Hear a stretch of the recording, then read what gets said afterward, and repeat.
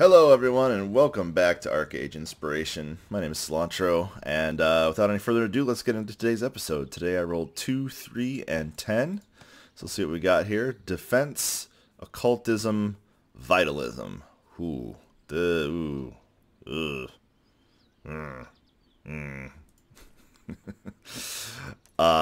This one's gonna be fun. We'll see what we get here. It's probably got a cool name. All the weird ones have really cool names. This is a Justicar. That's pretty sweet. Alright, let's see what we can do.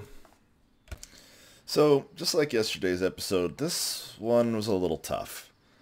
I did what I could. I think it has some potential, much more than yesterday's episode did, but it's still pretty rough. Also, just note that you'll notice half the time when I take the defense tree, I take pretty similar stuff. It's because it's just really solid. Like there's not much you can say about the defense tree other than it's really, really powerful. But there actually happens to be a few extra synergies with some of the things here. One of the outstanding things in this particular take on the build is Olo's Hammer. Typically not a very good ability by most people's standards. I did pick it in a previous build, and I think this one has some place in this one, which I'll show you with some specific actions here in a little while. Occultism stuff is fairly standard. Mana Force is really neat for this particular build. Reprisal's got some interesting synergies as well. And then the Vitalism stuff, I decided to take Antithesis. This is actually a nuke spell. You can use this offensively. It's not bad for its cast time, 1.8 seconds with my current spec. For an okay amount of damage, it's got good range. Unfortunately, it doesn't really have any extra synergies that would really kick into play with this particular build, but it's still there as an option. Mirror Light is always a lot of fun. It's a good way to cleanse yourself of a debuff if needed.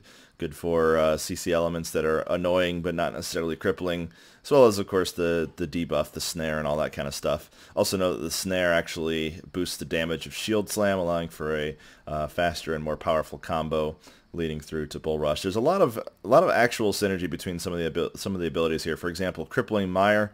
While you're channeling Crippling Mire, it actually slows the targets, which normally you can't make use of something that boosts damage when they're slowed. But the nice thing about Olo's Hammer is it has a travel time. So if you throw it at a distance and then start channeling Crippling Mire, Olo's Hammer will actually land and do the damage and get the boost off of it. And it's reasonably powerful. It does a good chunk of damage.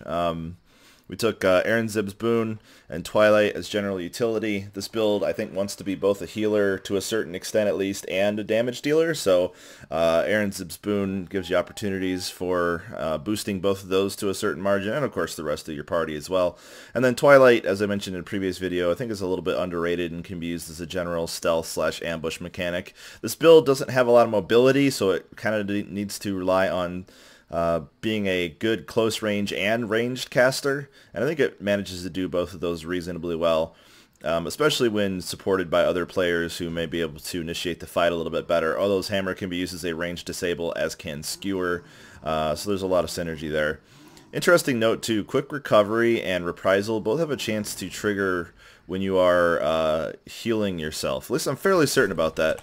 So for example, if I use Reprisal, or Resurgence rather, to give myself a heal over time, and hopefully it'll proc here in a second, it will actually have a chance to proc the, if I can get it here, there it is, Reprisal. So if I get a critical heal, it will actually give me the critical magic boost, which is pretty crazy. And actually here you can see that Quick Recovery triggered a few too many times. Quick Recovery being this here. So all cooldowns reset on Vitalism healing skills after receiving critical damage would allow you to, of course, have a much faster spammable Antithesis. It's pretty much the only thing that it'll actually do, so this is kind of optional. It would be nice if it triggered from Skewer, but I'm fairly certain it doesn't. So, you know, you could take this, you could also take Alms. They're not completely necessary. It would be very possible to just take a few of the extra healing spells, Aaron Zip's Boon, drop a few of these other things, and pick up some other stuff in the other trees, but this is just my particular take on it. Just depends on how much you want to actually heal yourself with Antithesis. Speaking of, this is the first build that I've really made that I think can benefit a lot from a quick equipment change. It's very important once you try to make a build that has equipment changes in it, that you understand the mechanics fully, and that you make sure you organize your hotkeys in a way that makes it very easy to do the equipment change and then make it back. A few of the notes about equipment changes: you can only really equipment change your weapons and a shield. This build wants to use a one-hander and shield, and I have a healing club, which is not that great, but it's a healing club. And then I have a scepter, which is going to be on most of the time. Switching weapons does incur a global cooldown, as you can see, unless a global cooldown is already happening, in which case the weapon change does not actually do that. So if I start casting Antithesis on myself, I can swap to Red Dusk Pardon, my healing club, get the extra benefit of the added healing that would result from that, and then while I still have the healing club equipped, cast Resurgence on myself, and then switch over to the Sea Serpent's Malice to get back to the damage that I need to have. So just to show how that would work here, I'll say I've taken some damage. I can hit Alt Q. Holding Alt allows you to cast your healing spells on yourself regardless of who you have targeted. So if you just do that, Alt Q, switch to my healing club, cast Resurgence, and then switch back.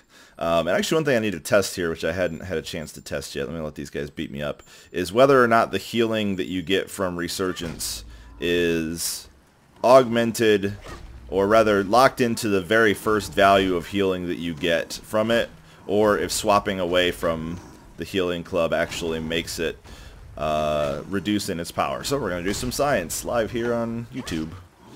So I'll take a few more hits here. And thank you, Mr. Giant Bros. So I'm going to, let's see here, it also has the alt trick, of course, Resurgence myself and get a few ticks in here, 136, 135. Let's switch over to our weapon. Okay, so it actually does drop the healing, so that's a good thing to know. So just as a heads up, you will lose a little bit of healing out there. I actually did not know that, but that's why we do science.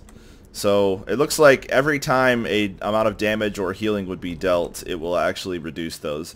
Even if you do decide to cast Resurgence on yourself and you only get it at the lower power, it's still not bad because it does have a chance to trigger your 20% critical rate on yourself, even if you don't have anybody actually dealing damage to you. So just to mention again, this build is a little bit of a stretch in terms of effectiveness.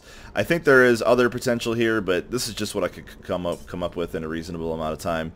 So anyway, let me show you the actual primary combos in the actual work here. So one of the things you can do is you can lead off with Mirror Light. This is only really going to work very well if you have the ability to close the gap. You could also Mirror Light followed up with Olo's Hammer to ensure that you hit. But if you feel like you can sneak up on somebody, or if somebody is trying to counter initiate onto your group in a PvP fight, you can Mirror Light, get the stun off for extra damage, do your Boastful Roar, push the person away, and then throw an Olo's Hammer. It will usually hit. If it doesn't, that's okay. It looked like it hit him with the damage radius, but not the actual trip, so the timing's a little bit particular. And in fact, in this case, being that this guy is so large, it probably makes it a little easier to land. I may actually need to do some testing on whether or not this particular combo is viable on smaller targets, such as an actual player. And a few other things you can do. If you do have Mirror Light up, you can, of course, immediately cast Skewer, which is a very powerful thing. You should be able to get the spell off before they really move. I think I took a little bit too long there. And, of course, there's a lot of nice synergy between Skewer and Hellspear itself. These both combo off of each other. Skewer actually does a large amount of damage. It's 2,000 damage plus a 2.5 second impale. This build relies a lot on stuns and trips. In fact, that's really the large majority of any of its CC here. There's no fears, no anything else like that. So if you are going against somebody who has a lot more of the defensive trees, who can pop, shrug it off, and all that, you'll have a little bit more trouble with those things in particular. But let me try the Mana Force combo here again, see if I can get it to work right. So we're going to Mirror Light, stun, trip, shout, push away, and walk towards them. And then now that they've been tripped, I can sit here and channel this for quite some time. The alternative, of course, when they've been tripped is to do the aforementioned Skewer. If you have somebody at range who's just being generally harassed by an enemy player, you can always Skewer on their location to get the CC chain off of them, and then follow it up with an Olo's Hammer. If you're also approaching the target, there's a good chance you may be able to even get Hellspear off in that duration as well. So some potential, a little situational. You know, some builds are a little bit more specific to certain situations. This is a decent one for a counter initiator in these particular cases. You can also, if you really wish, If you're just waiting for the fight to happen or don't see any opportunities, leave your healing club on and focus on healing people, and then when damage is necessary, switch to your damage weapon. And if you want to do that, of course, you could pick up Fervent Healing, which is a really nice heal to have on hand, but something that I don't choose to really use. So that's really all I have to say about the Justicar. A little bit of potential here. Pretty niche build, but has some options. You can switch things out and around as you wish. And I would probably use plate for this. It's you know, it's always a toss-up between plate and cloth for me.